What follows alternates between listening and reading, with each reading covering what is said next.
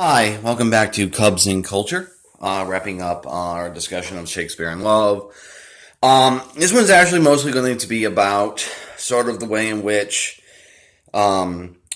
Shakespeare in Love has been sort of degraded over the years because it beat out Saving Private Ryan at the Oscars for Best Picture. So I don't want to do that much of a review of Saving Private Ryan. Because there's really not much to like. So what? So the question is, what's the fundamental interest of what does Saving Private Ryan bring to the table? So if you haven't seen it, in spoilers, it's mostly concerned about a group of army guys tracking down this private in World War II because his other three brothers were killed. And it begins with the invasion of Normandy, and then at the end, you find out that they save Ryan, and the ends a lot of them die, and so like only Ryan survives. So it's sort of like so like Private Ryan, sort of just thematically is sort of it's dangerously close to being humanistic and way too nationalistic, in that it's sort of really like there's this issue in war films, even something like Apocalypse Now, that a lot of them end up glorifying war, and like that's just something that happens with the form of them. And Saving Private Ryan sort of fundamentally doesn't get out of that form. And so the only thing that you really, so like I talked about Hacksaw Ridge, and I think like Hacksaw Ridge is also sort of glorifies war, but at least with that the main characters is something of a pacifist, there's at least an irony. Saving Private Ryan really doesn't have anything going for it like that. It's just, in terms of its story, it's a pretty standard band of brothers, brothers in arms story, etc.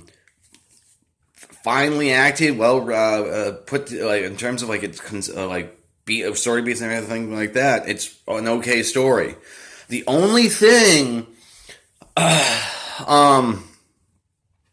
that Saving Private Ryan as a film has going for it is that Spielberg rendered, especially not the a lot of times when people talk about the film, they're actually not talking about the film as a whole. They're talking about the first 45 minutes, which is the D-Day invasion. It's probably some of the most realistic and sort of gut-punching war footage ever filmed, but it is really concentrated with the D-Day invasion. So let me pause for a second.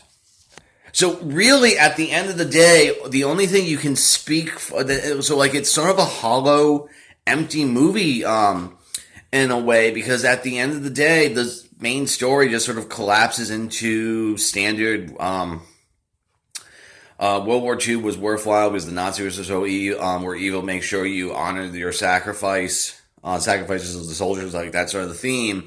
And outside of the first like 45 minutes, there's nothing really fundamentally different than from like Saving Private Ryan to like The Longest Day or a dozen others or so World War II movies. Now, don't get me wrong. The opening sequence in this sort of realistic rendering of D-Day, it is something of a it is emotionally powerful and it is emotionally gripping, and I have no problem with Spielberg getting a directing Oscar because that first 45 minutes is some of the best footage ever put together. But at the end of the day, that's really the only thing Saving Private Ryan has going for it. And so when you come back to the film, and again, people who have this conversation, I don't think they have actually rewatched the films. When you come back to Saving Private Ryan, which I did like 2 years ago, there's really not much there. Whereas in Shakespeare in Love, there's always something more interesting to see. Now, I also think, because of the way in which like this Shakespeare in Love, it really does seem to annoy people. So anytime you can see a worst Best Picture winner list, you can always guarantee that Shakespeare in Love is in the top 10. And one of the things that's a little bit, I want to discuss this. Okay, so let me pause for a moment. Our society as a whole incorrectly assigns sort of stereotypical attributes to men and women who are diametrically opposed. In certain, so like men are stoic, women are emotional. Relationships are physical for men, it's emotional for women. Men care about sex, women care about romance. Honor, strength is is allegedly a masculine take. Being a soldier is a masculine thing. Being concerned with interpersonal relationship is a feminine thing. Blah blah blah blah blah. And of course, this sort of stereotypically gets connected to movies. So like war films are they're just films, but because male is the default in our society. And Shakespeare in Love is a chick flick, right? Because it's about romance and it's a light sort of comedy thing. And so like Saving Private Ryan and Shakespeare in Love are weirdly gendered in my mind, given the reaction, given how people constantly seem to bitch about this, because Saving Private Ryan is very stereotypically masculine. It is a concern. It concerns the business of men, and it's sort of and then Shakespeare in Love is again stereotypically very, very feminine. Now, of course, you can be a man who love Shakespeare in Love and hates Saving Private Ryan, or a woman, vice versa. One of the things about this gender binary thing is it's like it doesn't actually exist because there's way too many exceptions on either side, and it's much more like six-dimensional spectrum, which I'll get into probably repeatedly as I continue to do this. But the thing is, I wonder how much of the visceral hatred of Shakespeare in Love beating out Saving Private Ryan is connected to the notion of how dear this woman's movie, again, because stereotypically it's a movie for women,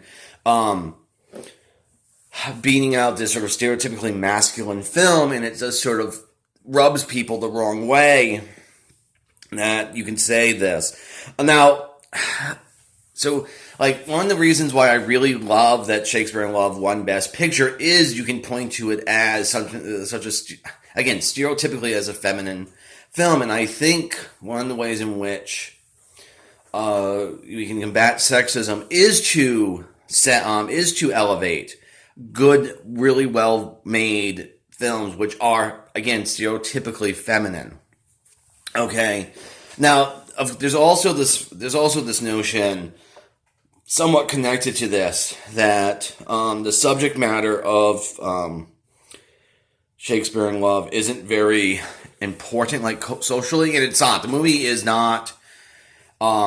It's a token of sort of fluffy entertainment, romance, comedy. It's very, very light film in that it's not like you can put on Shakespeare, if you like Shakespeare in Love, you can put it on basically at any time and it'll make you feel better. Something like Private Ryan, though, because of its subject matter, it is like Private Ryan is a more serious film because it's dealing with life and death issues. It's dealing with war. It's dealing with ethical quandaries, dehumanization of man unto man. But here's the thing: this notion of the Oscar is not the most important movie or the most serious movie or it's the best movie. The best overall film. And here's the thing, I don't think, so like, one of the reasons why this race is sort of interesting to me in terms of like people bitch about it is because a lot of films are just light entertainment. They are just fluff. Shakespeare in Love is absolutely delicious, well-made fluff. And in a way, I'm glad that it was a sort of a celebration of it. that the Oscars at least this one time gave a really fluffy film the top prize, because most films are fluff. And there's something, and there's so like, one of my favorite quotes is actually from Life is Beautiful, that the most necessary things in life are the unnecessary. So like Shakespeare in Love is utterly unnecessary in that it's only for sort of the clever entertainment thing, and where you can argue maybe Saving Private Ryan, being a more serious war film, is more important socially. I'm somewhat worried about that because it's a war film and Zionism and nationalism and everything like that. But even if you say that it's more important or it's heavier, that doesn't follow that it's best. And so at least this one time, Shakespeare in Love, sort of the fluffy side of cinema was in fact honored, and I'm really sort of grateful for that. So I wish this film would stop showing up on the worst best picture winner lists. It really does that. This film is singled out. I mean, there's other films that get singled out. Ordinary People, which is also sort of is a domestic drama, or The Artist, which is sort of another sort of a romantic fluff piece, all sort of get singled out. And I'm wondering how like gendered that is, because it really, again, stereotypically, Shakespeare in Love is a far more feminine film than Saving Private Ryan, and it almost seems like people say, well, Saving Private Ryan's a good war film, therefore it must be a better film than this romantic comedy, as if the war films are always better than the romantic comedies. But in fact, I take the position that Shakespeare in Love is a better token of a romantic comedy than Saving Private Ryan is a token of a war film. Therefore, Shakespeare in Love is a better film. Okay, I'm rambling at this point. See you tomorrow. Cubs and Culture out.